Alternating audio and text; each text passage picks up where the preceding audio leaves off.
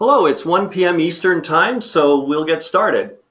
So again, hello and welcome to our GPR question and answer webinar. I am Greg Johnston. I'm a Senior Application Specialist with Sensors and Software, and I've been with the company for 26 years. This webinar will answer GPR questions that were submitted in advance. Thank you for those who have done so. Okay, so let's get started. Question number 1. The first question we received is about collecting grid data. Question is, can I go back and forth to collect a grid of data, or do I always have to go in one direction? So you see in this image here, we're out collecting data, and so the question is, what pattern can I follow to collect the grid? So this is what we're talking about. There's two ways of collecting grid data. On the left, you see a grid that was collected with all the lines going in one direction. You can tell that because all the arrowheads are in the same direction.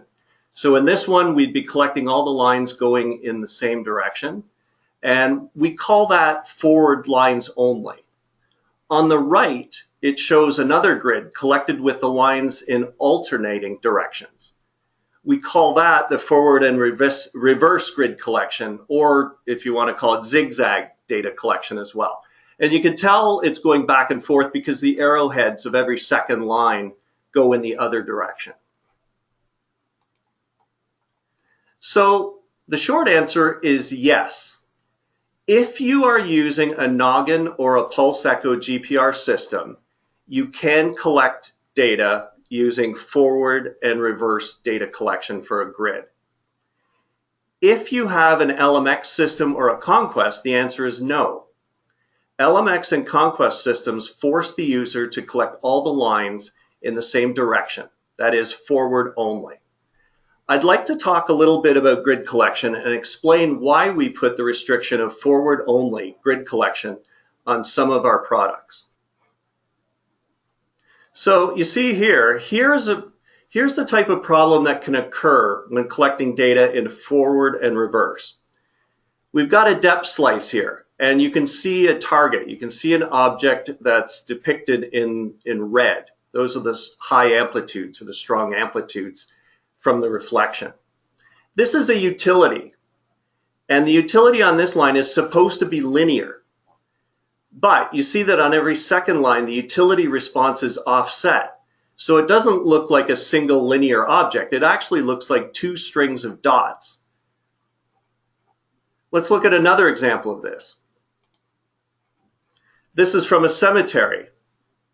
The coffins are supposed to be rectangular in shape, but they look kind of wobbly, for lack of a better term.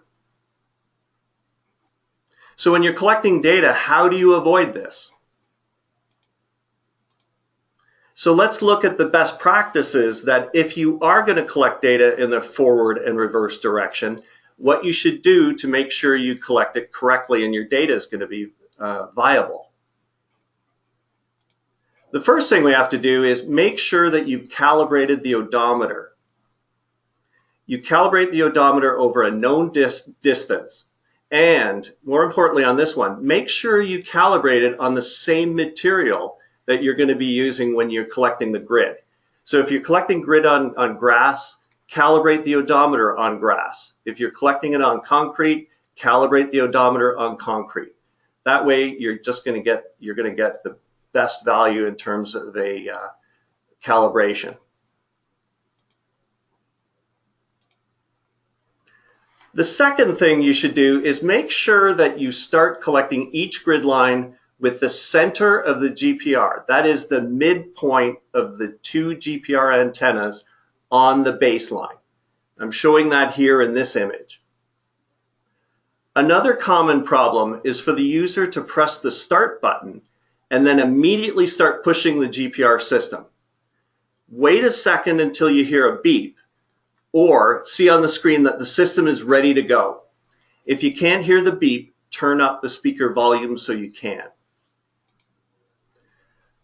The third thing that you have to do when you're collecting your grid is make sure that your grid is a square or a rectangle. Parallelograms and trapezoids will not work. It will screw up your data. And this is the reason why you notice when you're setting up to collect a grid, we actually put the corner to corner distance right on the screen, right in the middle, so that this gives you the best chance of setting up your grid correctly. Collecting data in the forward-reverse direction may be more convenient while you're out in the field.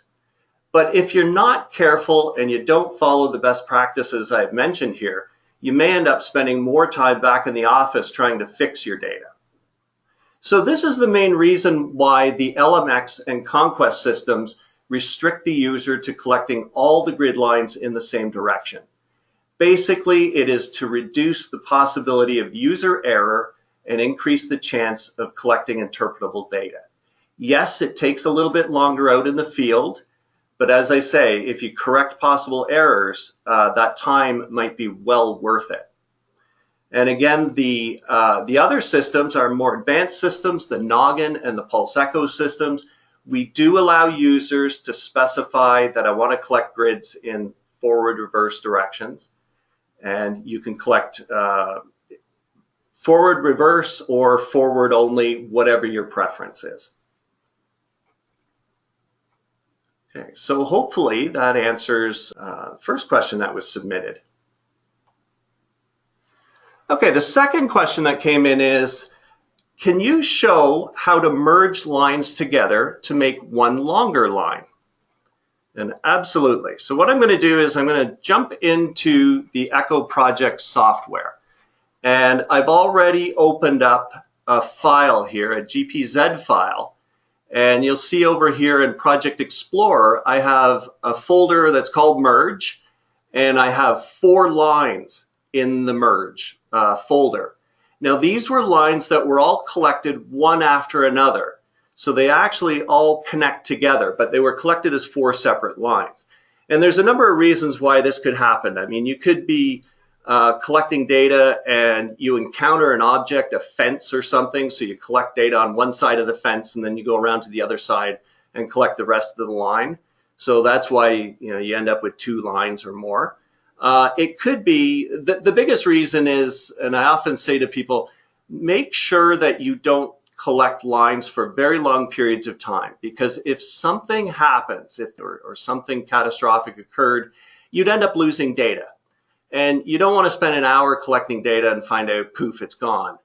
So the best thing to do is every few minutes, save the line. Even if you're continuing to go in a straight direction, just end the line and put a note in your notes that these 2 lines are actually connected together, so that when you get back to the office, you're going to take these lines and merge them together. So once we've decided we want to merge these lines together, all we do in Echo Project is we highlight the files that we want to merge together. So in this case, I've selected all 4 of these lines. And then we go under the Tools option, Tools menu option, and you'll see a menu option called Merge Lines. And when I go into Merge Lines, it has the 4 lines listed that I've checked that I want to merge together. It allows me to change the order of them. So if in this particular case, I needed to move line 4, I could move it up, move it down. Okay, so once you get the order of the lines correct, and then the next point would be to fill in the name of the new merged line. I think merged line is a great name, so I'm going to use that, and I hit OK. And now you'll notice that in Project Explorer, there's a new line, and that's merged line. And in this case, this is the 4 lines that were all merged together. So now I've got one longer line. So each of the previous lines were about 60 meters long each. And now I've got one line that's 240 meters long. So that's how the merge function works. And that's a standard part of Echo Project. Okay, the next question is one that we hear all the time. And so I'm going to spend some time answering this one. Is how do I take a number of parallel GPR lines and turn them into a grid? This is a common question because many people collect a grid of data in line scan mode, and then they want to combine the lines into a grid. And then afterwards, hey, they want to process it as a grid. They want to look at depth slices and look at it in 3D, but they're stuck because they were collected as individual lines. So the next exercise I'm going to do here while I have Echo Project open is I'm going to show you how to take a series of parallel lines and put them into a grid so that we can process them. We can do more work with them. And so I'm going to open up, I've got a second folder here called Lines to Make a Grid. And you're going to see in there I got 20 lines. It starts at line 0 and it ends at line 19.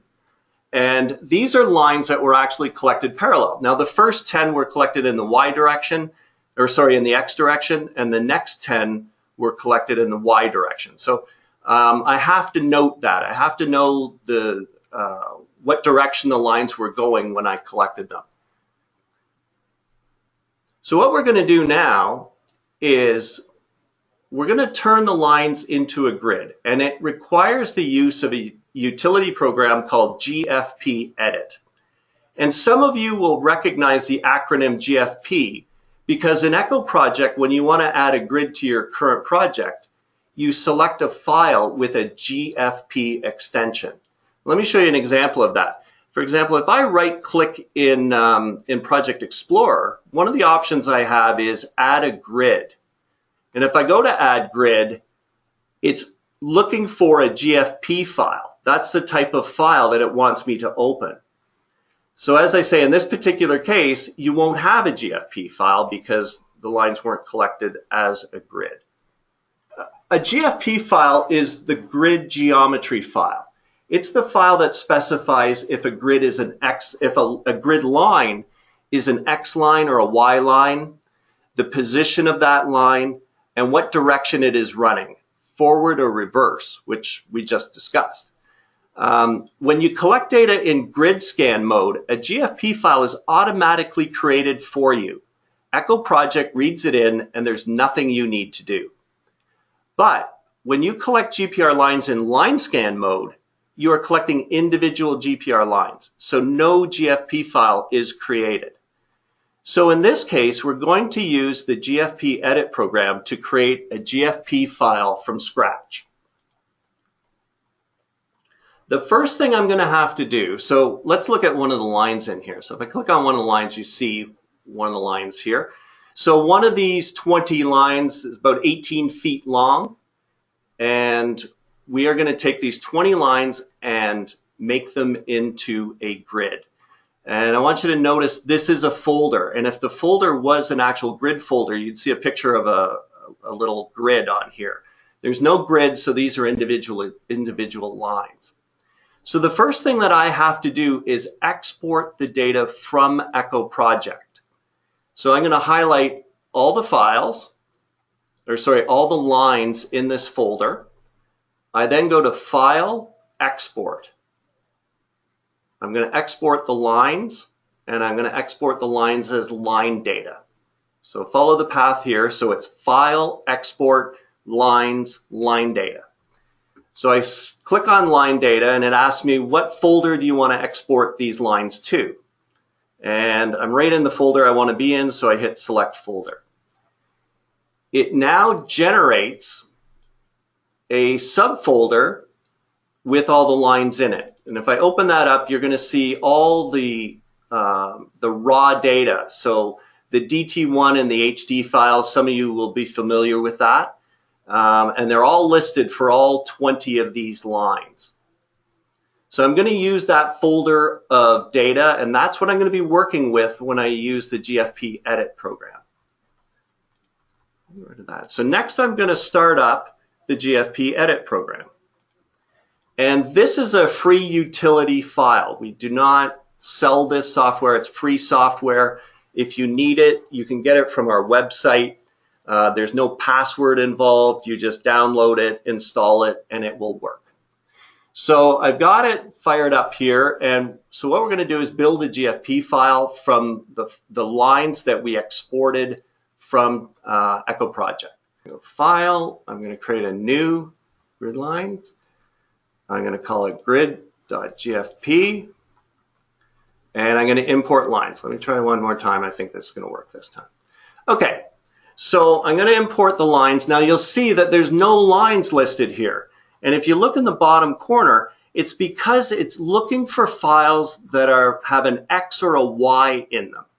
It is specifically, the program's specifically looking for grid lines, and it figures that grid lines would have names with an X or a Y in them. Now in this case, our files don't have X's or Y's in them. So I'm going to have to use the drop down and say, don't just show me lines that have an X or a Y in them. Show me all the files. And so here they are. Here's the 20 lines. Now, I'm going to import these lines in two bunches. I'm going to import them. One is the X lines, and then the second bunch will be the Y lines. So I'm going to highlight the first 10 lines, which were collected in the X direction. So I've got the 10 lines selected, and I hit open. Now this screen comes up, and it asks me information about these lines. Are they X lines or Y lines? Well, they're X lines. They're lines that are in the X direction. Okay, what's the grid name? I'm just going to call the grid name 1. And then it asks me, what is the spacing between the lines? Because this is one piece of information that the program cannot possibly know, is how far apart were the lines when you collected them? Well, these lines were 2 feet apart. And I just know that. I have to know that information coming from the field, is how far apart the lines were. Once I have that information, I'm going to hit OK. And you notice, boom, there's my 10 lines all arranged. I'm going to put them, they were actually collected in feet. So I'm going to change the order so they're in feet here.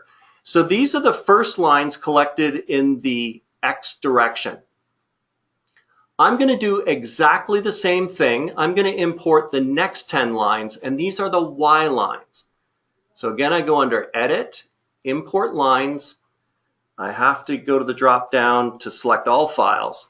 And this time I'm going to go from line 10 to line 19. I hit Open. I'm back to this screen. It says, what type of lines are these? Well, these are Y lines. What grid are you importing them into? I'm importing them into grid 1, which I named before. The lines are 2 feet apart as they were before. And I don't have GPS with this. That's why I'm unchecking the GPS one here. And I hit OK. And now you notice, well, it brought the Y lines in, but it didn't put them in the right spot. They're supposed to be on top of these lines right here. So I'm going to fix that right now. So over here on the left, I'm going to highlight those 10 lines. And then I'm going to go to an option to edit the position. And I'm used to pressing this button on the toolbar. I'm going to try to find it under the, let's see, window, view, the position. Oh, edit. Here we go. It's under the edit menu option. So go to edit and then edit GFP file. And you get this dialog comes up. Now what I'm doing is you see that the 10 lines that I've highlighted are all red here. They're ready to move. And so I'm going to select the position tab here. And what it's saying is that the position of the first line is at 20 feet. Well, I don't want that line at 20 feet. It actually should be at 0 feet. So I'm going to change the X-min from 20 to 0. I hit that, I hit OK, and boom, those 10 lines move over, and now it's looking more like a grid. So I am actually done. I have completed my GFP file. So I'm going to make sure I save it. I'm going to hit File, and I'm going to save GFP, and that's it. I'm finished. My GFP file is now created. Now, I will point out there's a lot of power in this program. There's lots of things that we can do with the GFP edit program. We can reverse the direction of lines. We can reposition them. There's all sorts of things. We can change the spacing. You can make very complex grids using this program. I'm not going to go into all those details. I'm just doing the basics of setting up a grid here today. So I'm going to minimize that. My GFP file is saved, so I'm happy. So now the next thing I'm going to do is bring the grid data back into Echo Project. So to do that, I right-click in Project Explorer. I go to that option called Add a Grid, and I go to the folder, and there's the file that I just created.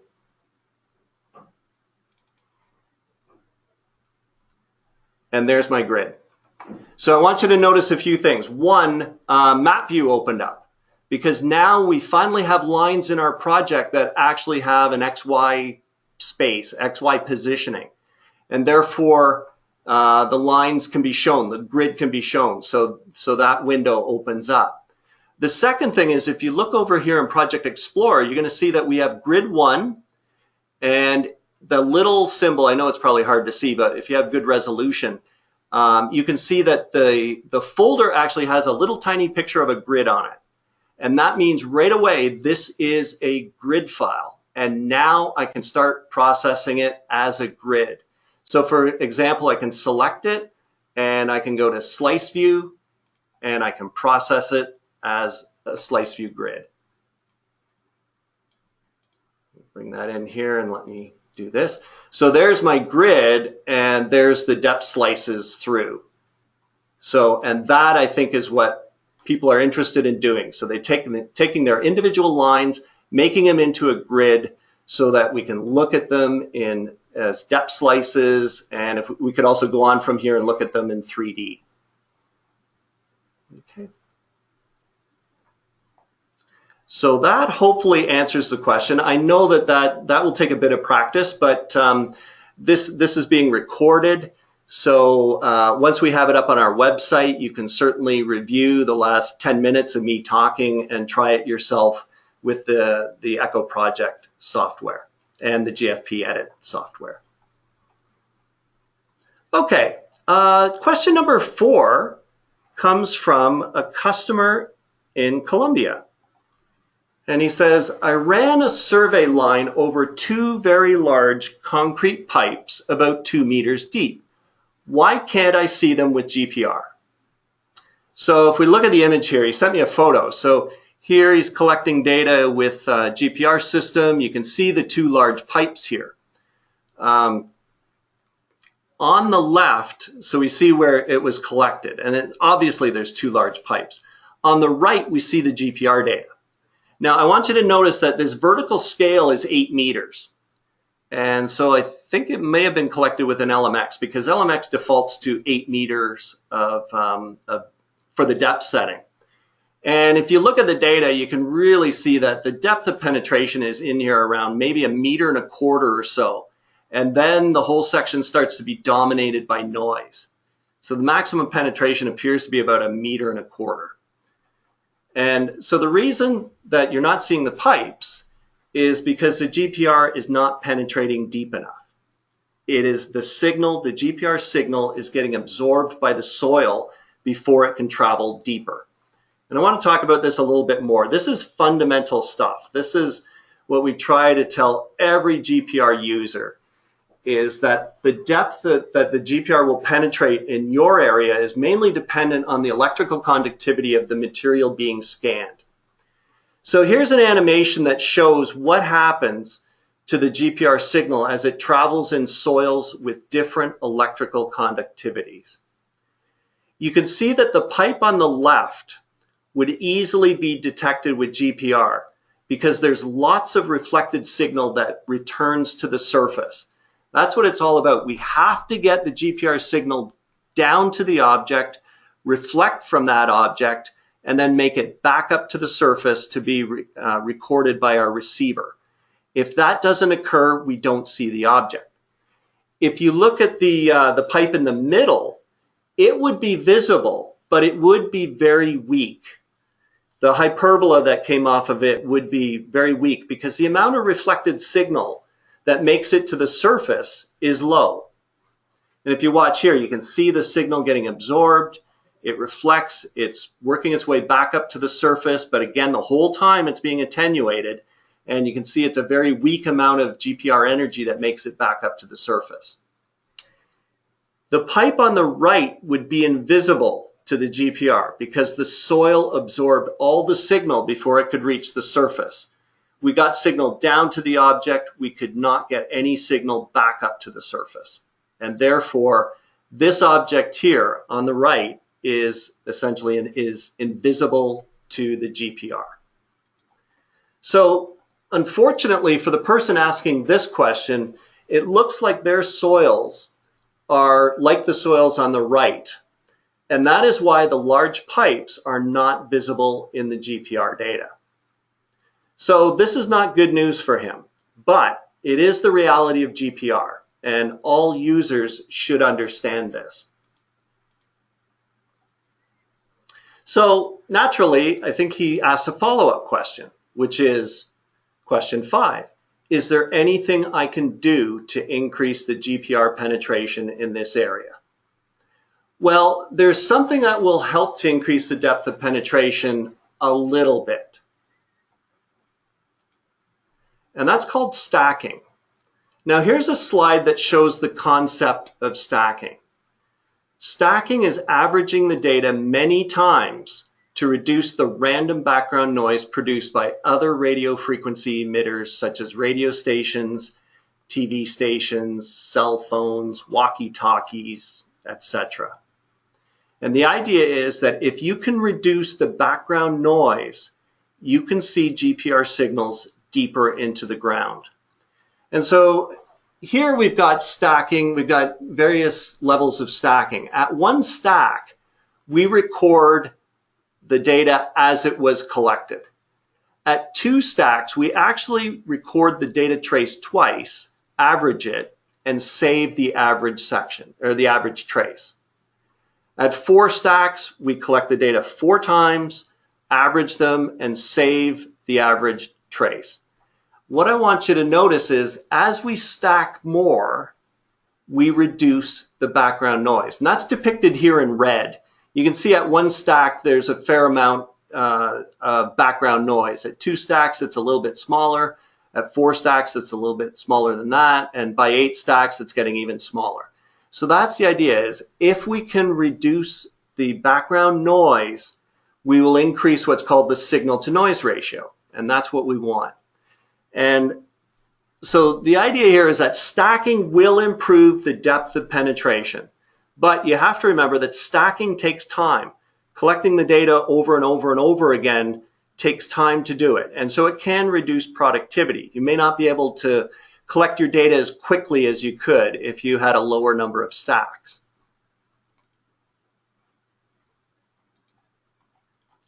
So I want to point out that all sensors and software systems that use an odometer to trigger data collection have a feature called DynaQ. And that is where the data is stacked depending on the speed the GPR system is moving. If you push the system faster, it will stack less. If you push it slowly, it will stack more.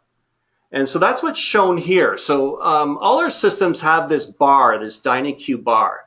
And as you slow the system down, if you're collecting slowly, you'll see it will stack more, and that's indicated by a dark blue. As you speed up and it's stacking less, then it goes to light blue, and then you hit yellow, which I think it's only stacking once when you hit yellow. And if you go way too fast, it'll actually go white, where it's not collecting any data at all. You're going too quickly.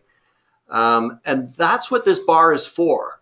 So if you can, if you're trying to see deeper, if you're trying to get as much depth of penetration as you can in the soils that you're working in, slow down, collect the data slower, let the system use the DynaQ feature to stack the data as much as it can to reduce the noise. So let's look at an example of this. So the line on the left was collected with 1 stack. This is what you would get if you collected data while running with a smart card. You can see the fuzzy speckle of the background noise, and you can see this noise even at shallow depths here. We start to see the noise is starting to dominate at fairly shallow depths. Even though we can, through the noise, we can see some reflections. So that's at 1 stack. If you look at the image on the right, this data was collected in the same area at 32 stacks. So we collected 32 times as much data, averaged it, and this is the result. And so you can see that the background noise has been greatly reduced. And because of that, we are seeing reflectors much deeper that are much clearer. So that is the power of stacking. So to answer the question from the gentleman with the 2 large pipes that can't be seen with GPR, the first thing I would do to try to see deeper is to recollect the data by pushing the smart cart very slowly and using DynaQ to stack the data more and see if you can see a bit deeper. I cannot guarantee that this will suddenly allow you to see those pipes, but it just might, and it's worth a try. Question is, if GPR is ineffective when trying to collect data where there are puddles or other surface water, how does a lake or river bottom survey work with the data being collected through a body of water? This is a great question. I love it. So what he's asking is being shown on this slide. Sometimes when you collect a GPR line across a puddle or other body of shallow water, you get this reverberation or this ringing response. So you can see that here in this section between about 9.5 meters and 10.5 meters. You see this very definite, prominent, ringing looking area. And that's an area where the system was pushed through a puddle, believe it or not.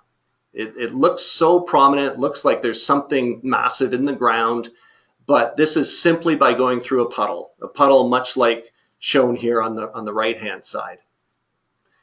So in this particular example, this data was collected with 250 megahertz system, and the wavelength of that system is about 40 centimeters long.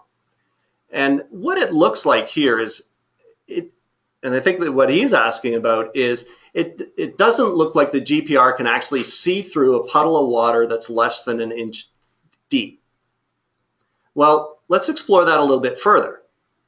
If I take this same system and I put it in a rubber bottom boat and I go out into a lake, freshwater lake I'll add, this is the response that we get. And so you see on this particular one, the data was collected by taking a 250 megahertz system, putting it in this rubber bottom boat, putting it in free run because we can't use an odometer out here obviously. And so collected in free run mode and positioned using GPS. And so they paddled around the lake and collected data. And this is what the data looks like. 250 megahertz data. We're looking through, if you look at the depth scale, we're looking through 6 meters of water, seeing the bottom, and we're even seeing into the sub-bottom. So let's look at another example with lower frequency antennas. So here's 50 megahertz antennas, and these are much longer antennas. These antennas are 2 meters long, and the wavelength is about 5 times longer than the 250 megahertz signal we were looking at earlier. But we're seeing the exact same effect. So you see on the right here, here's a photo of where they were collecting data, and there's some standing water in some areas. You can see like a river over here. And when they collected, you get this same ringing effect that we see here, this puddle response, if you will.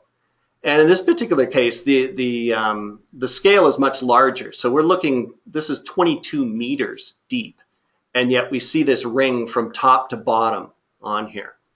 So the idea is that this same effect that we're seeing at 250 megahertz, we're also seeing at 50 megahertz. So it's not frequency dependent. We see it with all the frequencies. So to finish this off, let's look at the 50 megahertz antennas on water. And so here's some bathymetry data collected on a lake. And you can see in this example, it was actually collected on a frozen lake. So we have a layer of ice on the surface, makes a really convenient time to collect data on lakes if you live up in the north where lakes freeze.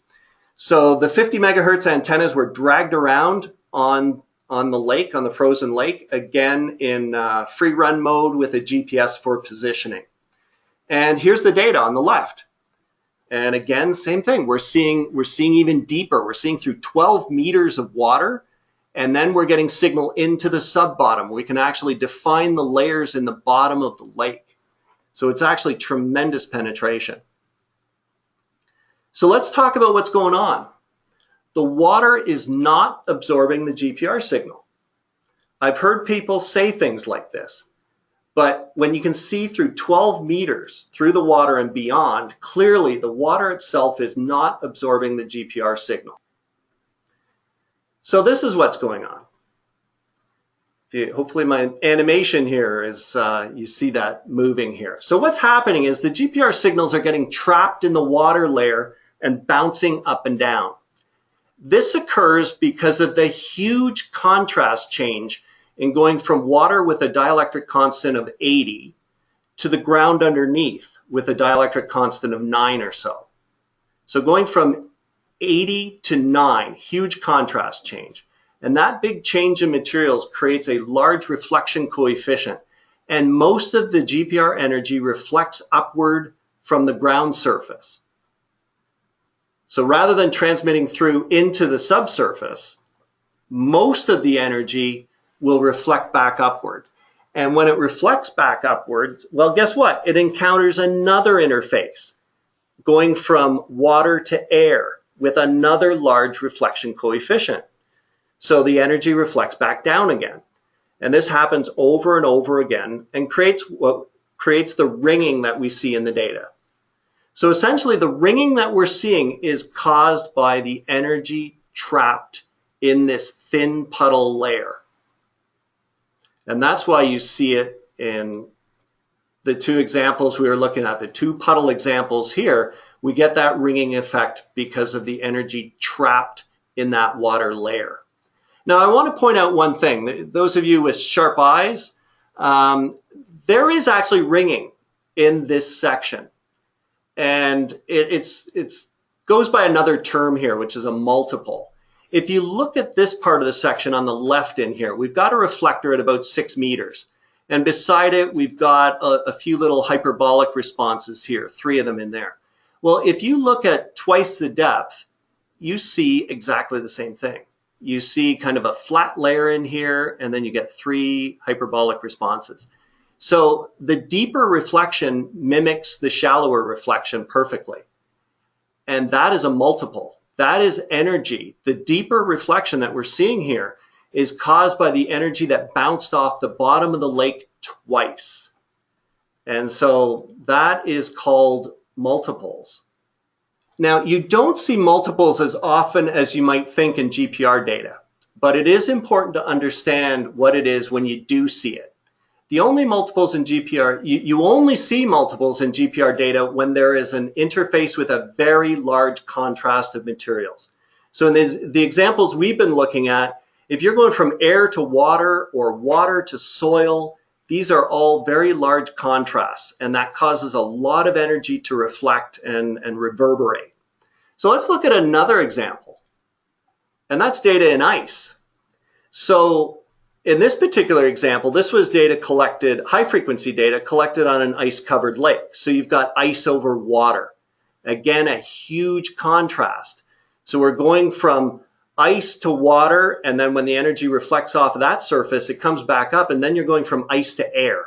And both of those have very large contrast. So the energy gets trapped in the ice layer, it bounces multiple times, and you see it over and over again. This is a great example where you can see the first reflection is from the bottom of the ice, and then the second one mimics it perfectly at twice the depth, and then the third one mimics that perfectly at 3 times the depth. And so that is the definition of a multiple. So sometimes you will see multiples when there are metal objects in the subsurface, because people know that metal creates very strong reflections, but the reality is it's pretty darn rare. I've never seen it that many times. You have to have a very strong, or you have to have a very shallow metal reflector before you'll start to see the ringing from metal. So I want to clarify, we've had a long discussion about this whole reverberation thing, and I want to clarify a few things so everything's straight here. The fresh water is not attenuating the GPR signal, certainly not the way salt water does. The ringing is strongest when the antennas are completely in contact with the water surface. So if you're pushing your 250 megahertz through a puddle, as soon as the whole antenna is in contact with the water surface, you may start to see this ringing effect. And I want to point out here, because this is going to scare the heck out of people. People are going to say, well, I can't collect radar data when the surface is wet. That is not the case. Ringing will not occur if the surface is merely wet. Feel free to go out there after rain and collect your data. It's just that when you're collecting data through standing puddles that are, you know, an inch or half an inch deep, you're going to start to see this ringing effect. And keep in mind that ringing occurs when the ratio of water depth to antenna wavelength is just right, somewhere around 0.1 or greater. So this is the end of the questions that I have prepared. And so I'm going to look over here and see what you guys have asked during the webinar and see if I can wing some answers on those. All right, so the question somebody's asking is, does the signal to noise improve on the order of square root of n for stacking? Yes, that is, so you can get, on the number of stacks, if you do root n, that's the improvement that you get. That's the theoretical improvement that you will get. So stacking can have a huge benefit. The more stacking you can do, the better, you know, the more we're suppressing the noise and the more GPR signal that you can see. I'm going to say thanks very much for attending today's question and answer period. And if you need more information, you can always go to our website. There's lots of resources there. If you have questions, please email me. I look at this training email, so send it to the training email and I can answer directly. Okay, so thanks very much for your attendance, and hope to see you at the next webinar.